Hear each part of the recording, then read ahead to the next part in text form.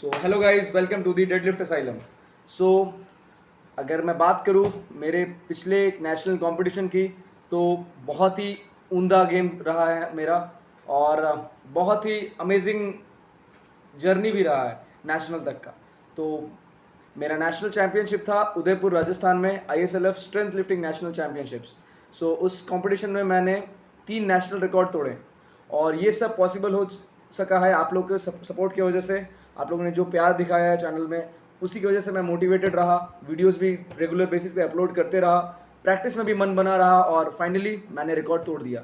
But अब support को बढ़ाने का टाइम आ चुका है, क्योंकि अब वर्ल्ड चैम्पियनशिप्स में मेरा सिलेक्शन हो चुका है, वर्ल्ड स्ट्रेंथ लिफ्टिंग चैम्पियनशिप्स में, अब जो कि नवंबर या दिसंबर के महीने में होने वाला है। सो उसमें भी अच्छा प्रदर्शन देना है और इस बार कंट्री के लिए गोल्ड लाना है। सो उसी होप में प्रैक्टिस भी करेंगे और वीडियोस भी बहुत अच्छे क्वालिटी से आप लोग तक पहुंचाने की कोशिश करूंगा। आप लोग भी इसी तरह सपोर्ट बनाए रखें और अपने प्रेयर्स को जारी रखें ताकि इस बार इंडिया को गोल्ड जिताने में मैं सक्षम रहूं। सो गाइज, अगर बात करूं मेरे इस नेशनल के लिए जो प्रेप रहा है मेरा, उसमें A2G ने बहुत ज़्यादा ही हेल्प किया है मुझे। A2G का ammonia sniff and lift, ammonia smelling salt, बहुत ही अमेजिंग स्मेलिंग सॉल्ट है ये। और अभी तो A2G ने अलग अलग फ्लेवर्स में भी इसे लॉन्च किया है कि कॉफ़ी फ्लेवर, लेमन फ्लेवर वगैरह वगैरह। ठीक है, सो ये रहा अमोनिया स्मेलिंग सॉल्ट और ये है प्रो ग्रेड चॉक पाउडर। ठीक है, A2G की तरफ से बहुत ही अमेजिंग ग्रिपिंग रहता है इसका। सो जिम में प्रैक्टिस के वक्त इसने मुझे बहुत हेल्प किया है।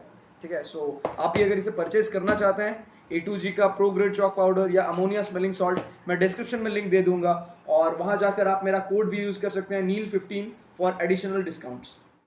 सो जल्दी से जाइए और बाई कीजिए A2G के अमेजिंग प्रोडक्ट्स, मेरा कोड इस्तेमाल करें फॉर एडिशनल डिस्काउंट्स। मेरा कोड है NEEL15 और अपना PR जल्दी से जल्दी हिट कीजिए। सो वापस आते हैं हमारे टॉपिक ऑफ डिस्कशन में। आज का हमारा टॉपिक ऑफ डिस्कशन रहेगा aneurysm. What is aneurysm basically, because ये टॉपिक काफ़ी दिनों से खूब चर्चे में रहा है, क्योंकि कुछ दिनों पहले एक बहुत ही फेमस बॉडी बिल्डर जो लिंडनर का डेथ हुआ था इसी एन्यूरिज्म की वजह से, इस बीमारी की वजह से। सो ये बीमारी एक्चुअली में है क्या, कैसे होता है ये बीमारी, और बस इसी सिलसिले में आज हम लोग बातचीत करेंगे। ये बेसिक आइडिया हमें होना बहुत ज़रूरी है एन्यूरिज्म के बारे में। सो बने रहे वीडियो में।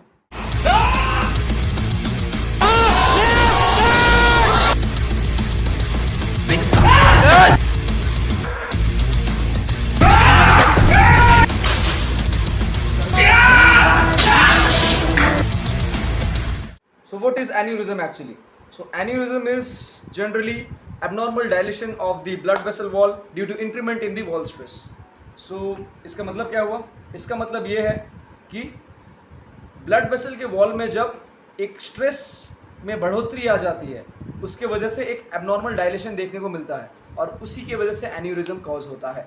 और इस एबनॉर्मल जो एक ब्लड वेसल के वॉल में जो स्ट्रेस का इंक्रीमेंट होता है, इसकी वजह से क्या क्या प्रॉब्लम्स हो सकती है। पहला तो ब्लड वेसल वीकन हो सकता है, दूसरा कि इसके वजह से आउट पोचिंग हो सकता है ब्लड वेसल्स के लेयर्स का। जैसे कि मैंने बताया कि ब्लड वेसल के वॉल में जब स्ट्रेस की बढ़ोतरी होती है तो उसके वजह से ब्लड वेसल वीकन हो जाते हैं और कभी कभी out poaching of the blood vessel walls भी हमें देखने को मिलता है।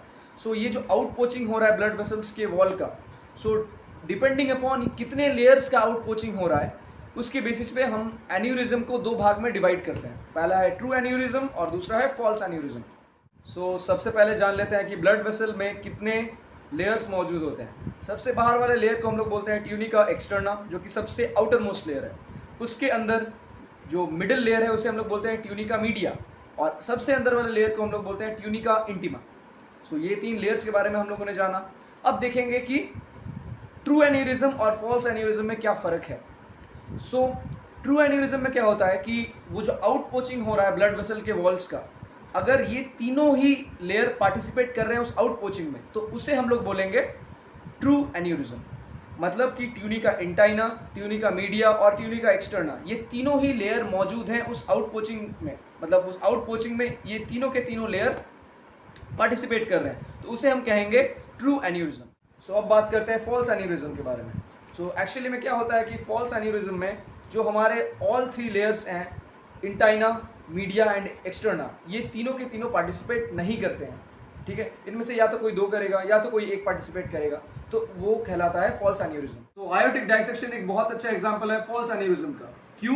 क्योंकि आयोटिक डाइसेक्शन में क्या होता है कि हमारा जो इनर मोस्ट लेयर है ब्लड वेसल का, ट्यूनिका इंटाइना, उसमें एक छोटा सा टीयर की वजह से जो ब्लड है वो मीडिया वाले पार्ट में आ जाता है और स्प्लिट कर देता है आयोटिक वाल्व्स को अंडर द प्रेशर। सो उसकी वजह से क्या होता है कि जो आउट पोचिंग होता है ब्लड वेसल्स के वॉल्स का एक्चुअली, उसमें सिर्फ एक्सटर्ना और मीडिया वाले पार्ट ही इन्वॉल्व रहता है और इंटाइना वाले पार्ट का कोई रोल ही नहीं रहता। इसकी वजह से ये एक फॉल्स एन्यूरिज्म का एग्जाम्पल बन जाता है, क्योंकि हम लोगों ने पहले ही देखा था कि ट्रू एन्यूरिज्म में all 3 parts of the blood vessel wall, that is intima, externa and media, तीनों ही पार्टिसिपेट करते हैं आउट पोचिंग में। बट फॉल्स एन्यूरिज्म के केस में तीनों पार्टिसिपेट नहीं करते हैं और इसका बहुत अच्छा एग्जाम्पल है आयोटिक डाइसेक्शन। सो ट्रू एन्यूरिज्म्स के कुछ एग्जांपल्स की अगर बात करें तो वेंट्रिकुलर एन्यूरिज्म्स, कॉन्जेनिटल वैस्कुलर एन्यूरिज्म्स एटसेट्रा। कहने को तो बहुत सारे हैं, बट मैं उतने science related, medical science related topic में घुस नहीं रहा हूँ अंदर। जस्ट ऊपर से एक डिस्कशन किया जा रहा है एन्यूरिज्म के बारे में, ठीक है। सो बहुत ही रेयर केसेस में एक्चुअली में ट्रू एन्यूरिज्म डेवलप होता है फर्दर फॉल्स एन्यूरिज्म्स में। ये बहुत ही रेयर केसेस में होता है, जनरली नहीं होता है। सो फाइनली बात कर लेते हैं आयोटिक डाइसेक्शन के बारे में, जो कि रहेगा हमारा लास्ट टॉपिक ऑफ डिस्कशन। सो ये फॉल्स एन्यूरिज्म का एक एग्जांपल है, जैसे कि मैंने बता चुका है पहले ही। अब इसमें होता क्या है?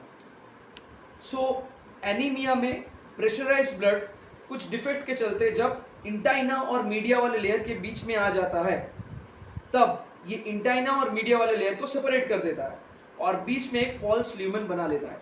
And lumen means you already know that free space. So जब इंटाइना और मीडिया वाला लेयर सेपरेट हो गया तो बीच में एक फॉल्स ल्यूमेन बन गया। अब वो फॉल्स ल्यूमेन की वजह से pseudo aneurysm, and due to this false aneurysm ये हेमाटोमा फॉर्म कर देता है। And due to the pulsatile nature of the blood vessels ये हेमाटोमा पल्सेटाइल फॉर्म का होता है।